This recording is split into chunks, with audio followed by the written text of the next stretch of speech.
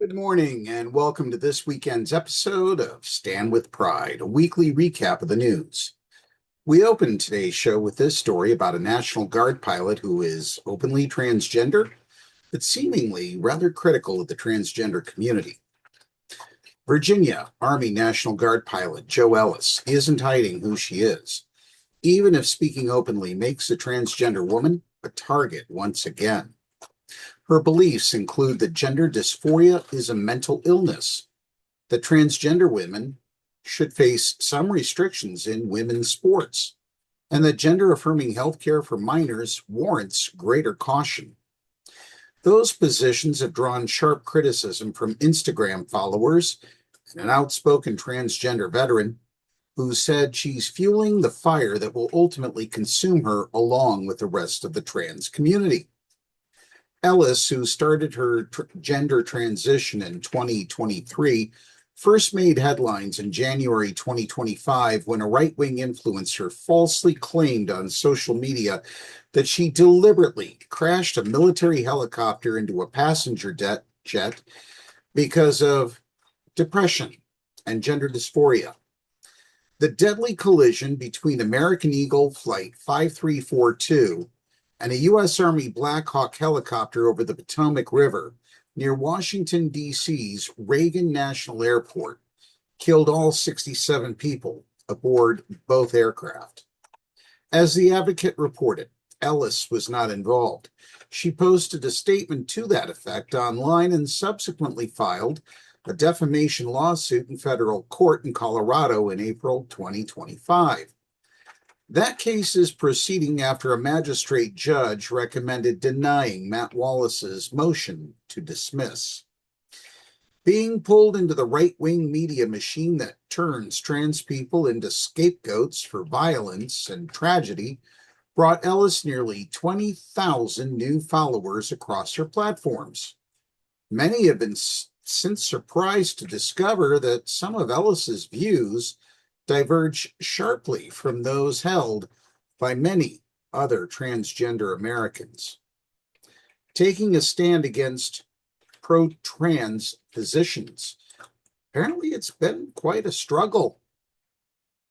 I struggle with being idolized as some sort of figure that I never asked to be, Ellis told The Advocate in an exclusive interview earlier this week on Monday. Her first stand since taking her public stand against what she called pro-trans issues. And then, when I try to be who I am, they don't like that. And they're upset with me. And they're telling me, I need to say this, or I need to say that, or I need to read this thing because I need to be this person, she said. I don't want to be anyone but myself. And so, if that's something that they don't like, I'm sorry. And I wish them well. I don't wish harm on anybody. You see, you say that, but Ellis told The Advocate the backlash has been shocking and disturbing. I got called a child abuser by a trans person, she said. I've been told I'm hurting trans people, or I want trans people to be rounded up. I want them to die. I will kill trans people for saying what I'm saying. It's quite disturbing because you hear the same kind of rhetoric about trans people on the right, horrible things. And then to see people on the left, trans people treating one of their own the same way, and that's kind of shocking. And now we pick up where we left off from our news blast. Her views should not come entirely as a surprise, Ellis wrote last year about growing up in a religious and conservative house in Virginia and being part of a military family. She now lives in Austin, Texas, performs stand-up comedy, and is converting from Christianity to conservative Judaism. She said her politics have also changed and that she now considers herself a moderate. I like to say that I'm a Texas Democrat, said Ellis, because I think that is closer to the moderate Republicans that I used to know in Virginia. She is in her 17th year of service with the Army National Guard, but told The Advocate her current status is administrative absence pending separation. They moved me into an inactive slot, she said, because my unit is deploying to the border right now, ironically, at Fort Hood, which is about an hour from me.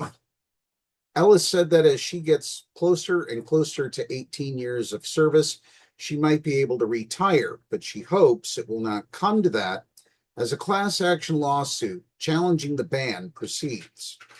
If I could stay in, I would stay in at least another 15 years, she said, even as the Pentagon continues removing transgender service members under the Trump administration's ban on trans military service.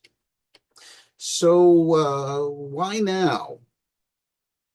Well, this week in a new podcast episode and videos on Instagram titled My Controversial Trans Statements and Did You Assume My Beliefs Because I'm Trans? Ellis outlined her positions and explained why her beliefs are not aligned with many other LGBTQ plus people. In her phone interview with The Advocate, she also explained why she is publicly separating herself from prevailing LGBTQ plus positions on 4 issues: transgender inclusion in sports, mental illness, womanhood, and gender-affirming care for minors. 10 days ago, Ellis appeared on the Fishing with David Lucas podcast and discussed calling out comedian Chelsea Handler for not supporting trans comedians, her admiration for Joe Rogan, and her efforts to change hearts and minds through comedy. She started the appearance by handing host David Lucas a T-slur pass, a card that she said would allow him to use the anti-trans slur tranny. In return, she asked for an N-word pass, which Lucas, who is Black, declined to provide. Clips of Ellis's comments declaring that trans women have an advantage in women's sports over cisgender women and that being trans is a mental illness went viral on Instagram and prompted a backlash. Ellis then elaborated on her views through her own podcast and social media platforms. A lot of people who had started following me between the time I was talking about trans issues and now didn't realize that that is how I felt about things, she told The Advocate. I put it out there so everyone knows where I'm at, she said, and there's no more surprising people or confusing people that might be fans of mine or my comedy that are trans. I'm trans. That doesn't mean I automatically agree with every position associated with the trans community, said Ellis. Being trans shouldn't come with a political ideology. That is the caption on one of the 2 new Instagram posts by Ellis, which also appeared as a reel on Facebook. Okay, so what about women's sports?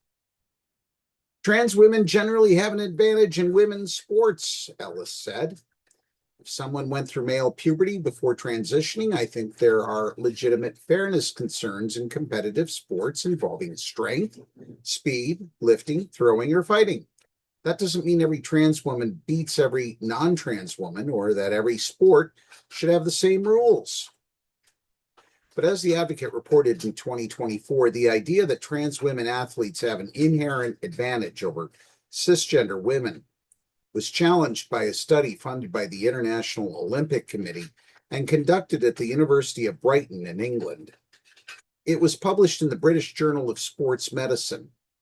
These results should caution against precautionary bans and sports eligibility exclusions that are not based on sport-specific or sport-relevant research, the study concluded. Asked whether she considered trans women athletes biological men, Ellis said sex cannot be changed entirely through transition. I think if you're born male, you're male. I don't think you can change that. I think there's only 2 sexes, male and female. You're born as either one. You can transition and take on secondary sex characteristics, she said, but I don't think you're changing the underlying biology entirely. As for womanhood, trans women are not the same thing as women. That doesn't mean trans women should simply be treated as men, said Ellis. In most of everyday society, I think it makes perfect sense for me to live and be treated as a woman.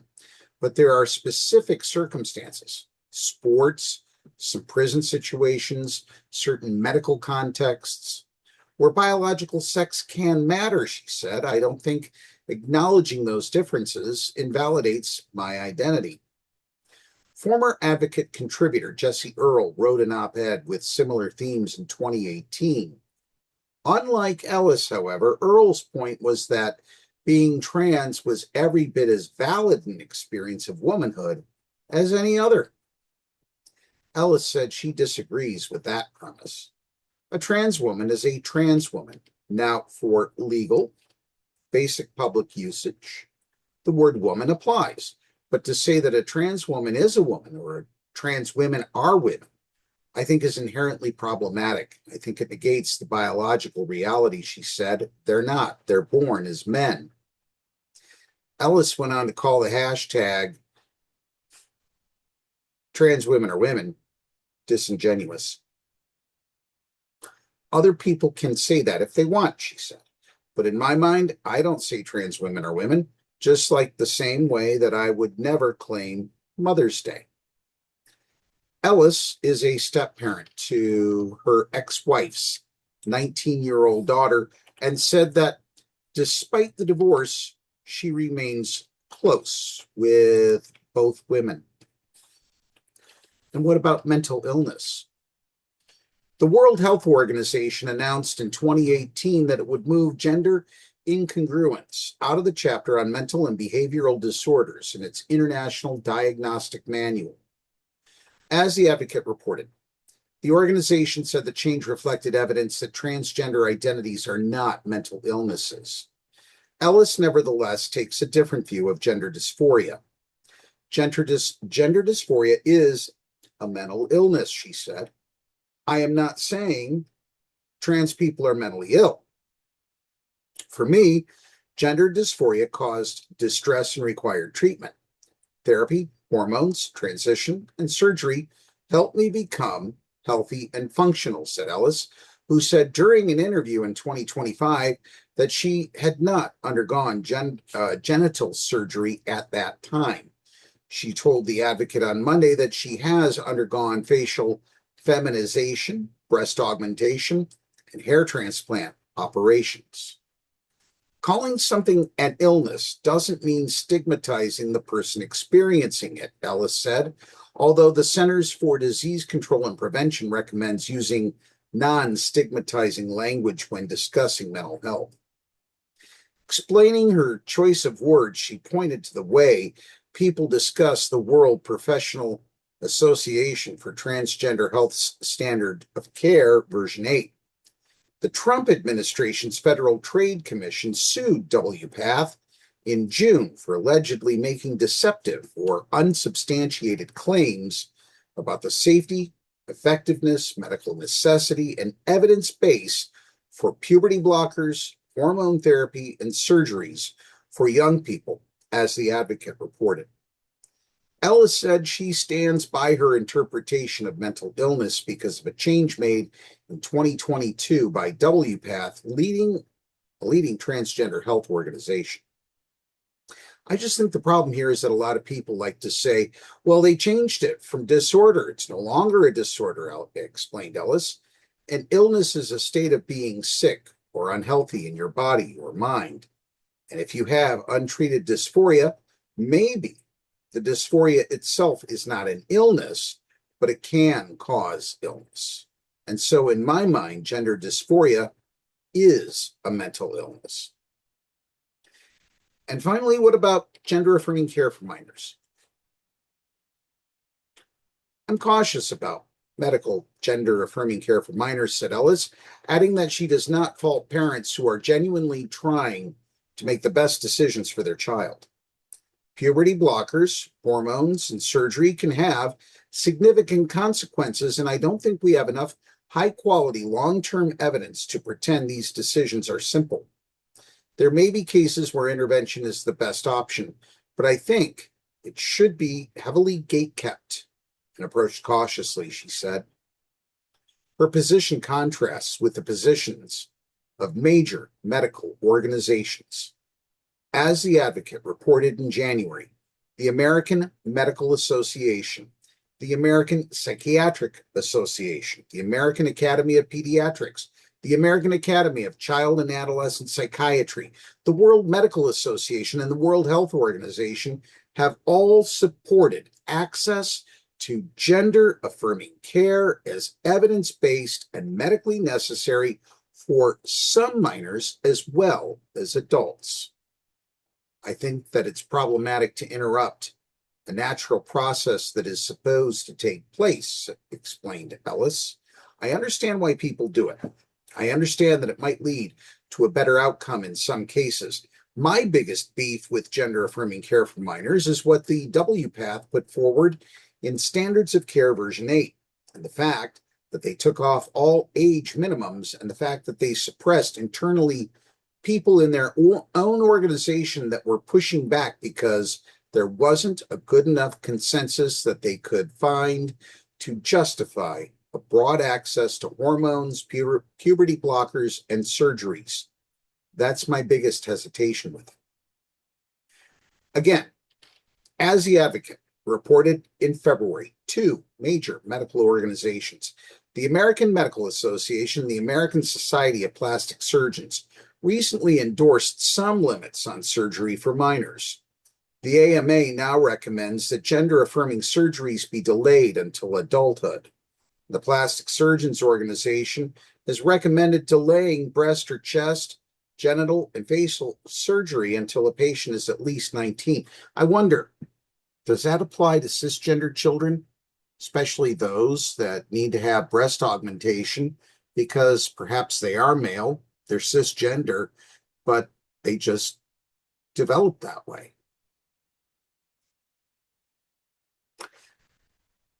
Gynecomastia is real, and it does impact young children. So what's their position on that?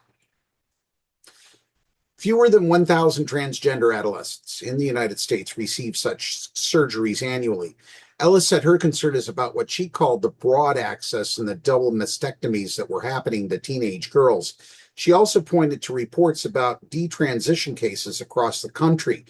Research indicates that detransition remains uncommon, despite the attention such cases receive in right-wing media. But Ellis said she believes the available evidence warrants greater caution. Actually, the number is only 1% detransition, only 1%. There is evidence enough that we should be very cautious with that until we have enough data, she said, while acknowledging that political attacks on transgender people in the United States and United Kingdom have disrupted research. You can disagree with me, said Ellis. Other trans people can disagree with me. As a cisgender man, I disagree with you. But that's a story for another time. Oh, and as for those trans people, yeah, they have disagreed. And what are their responses to Ellis? I wish people would keep misinformed thoughts to themselves versus use their platforms to spread beliefs that directly harm the lives of others while pretending to be a free or critical thinker, wrote one user in a comment on Instagram. When Ellis responded that no one was harmed, a flurry of rebuttals followed. You're wrong. The right uses these views to justify harm to us. Denying gender-affirming care raises child suicide by 72%. That figure, as the Advocate reported in 2024, referred to an increase in suicide attempts among transgender and non-binary young people after states enacted anti-transgender laws. It did not mean that suicide deaths increased by 72%.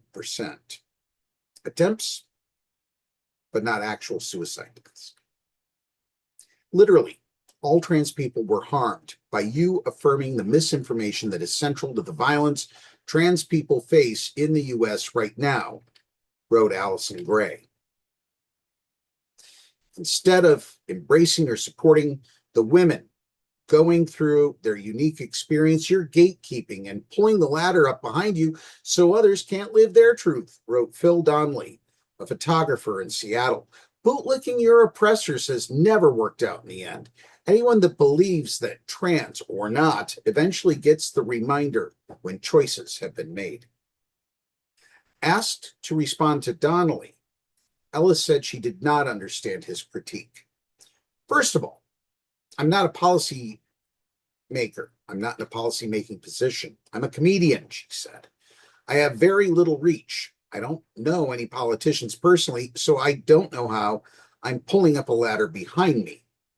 I attempted suicide at 15 because they wouldn't give me blockers or affirming care, said Nataliana Goodfellow, who added, being transgender doesn't make me mentally ill. The PTSD I have from being mistreated is the mental illness. She told Ellis, your words hurt me deeply and emotionally. The advocate asked Ellis whether she wanted to respond to Goodfellow's comments. Ellis said she had lost close friends in her unit to suicide. I respect her. That is not my intention to cause hurt or harm, Ellis told the advocate. I would not be preventing her from accessing puberty blockers, as I'm not in a position to do anything when it comes to medical treatment. I'm just someone from the internet, she said.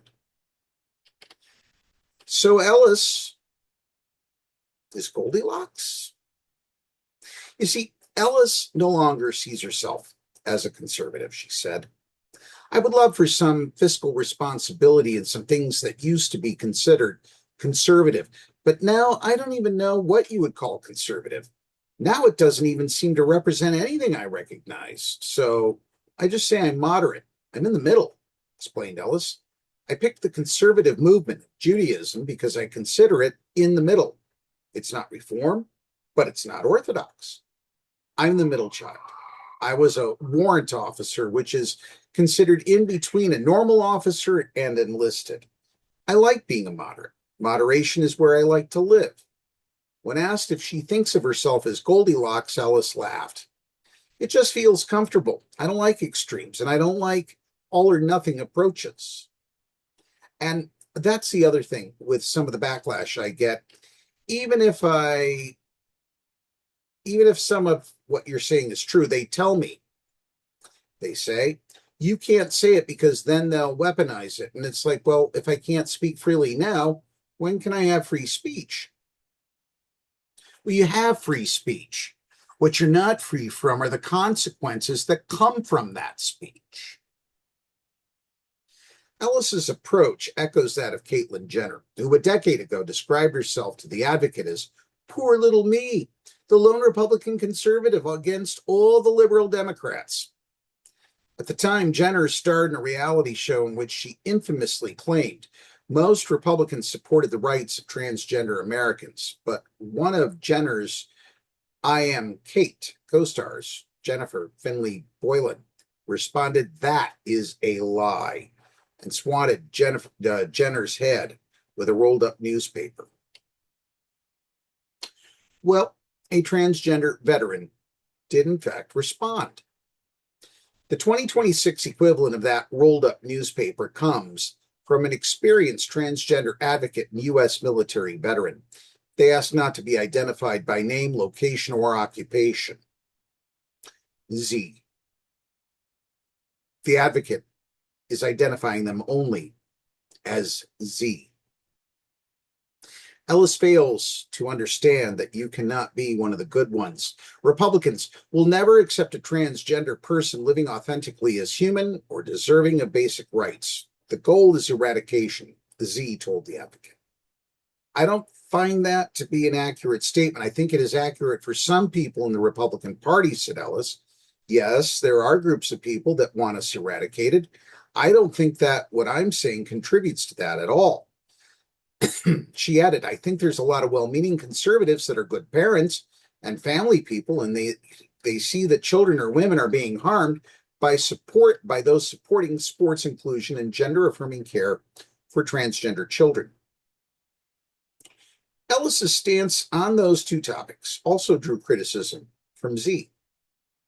She also suffers from believing she's a subject matter expert on things without having actually studied them, particularly on trans youth or trans athletes. The evidence for healthcare for trans youth far exceeds the evidence for denying it to them. And the rising suicide statistics and declining mental health of trans youth in red states show how disastrous denial is in a macho sense, a macro sense, rather. Macro sense, as he said. As for trans athletes, if they have such a massive advantage, why were they drastically underrepresented when they were allowed to compete under the old IOC and NCAA rules? Or that none has ever played in the WNBA, Z added.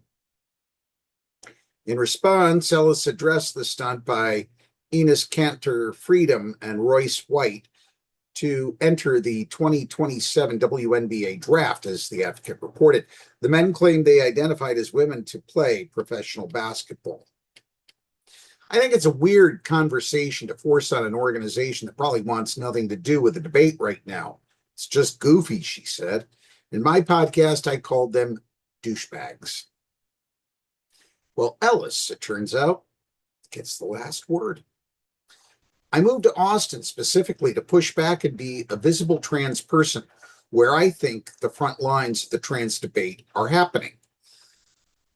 Austin being home to not only the Joe Rogan sphere, but also Elon Musk's companies. And then on top of that, you've got Texas politics being some of the worst for trans people, she said. I moved here to fight the fight, and I'm going to fight it in the way I think it needs to be fought. And if people don't like it, well, they can go and fight for what they want to fight for. Well, I did share some thoughts that were controversial. That's not my main focus. My main focus is military inclusion of trans people back into the military, added Ellis. I literally sold my house, quit my job, moved to Texas to tell the biggest audiences I can that are not already hearing and already agree with me that what has happened to trans military is a shame. We've been effed out of our pensions. We were told we could transition, and now we've been permanently disqualified because we did what they said we could do. And I think that is the story that people aren't hearing on the right. Ellis said her goal is to discuss transgender military service on Joe Rogan's podcast. Well, Ellis, you got the chance to be heard right here on Stand with Pride. We're going to take a break to hear from our sponsors. And when we come back, we'll have a story about the evolution of conversion therapy that comes to us from LGBTQ Nation. You're listening to PEP Radio.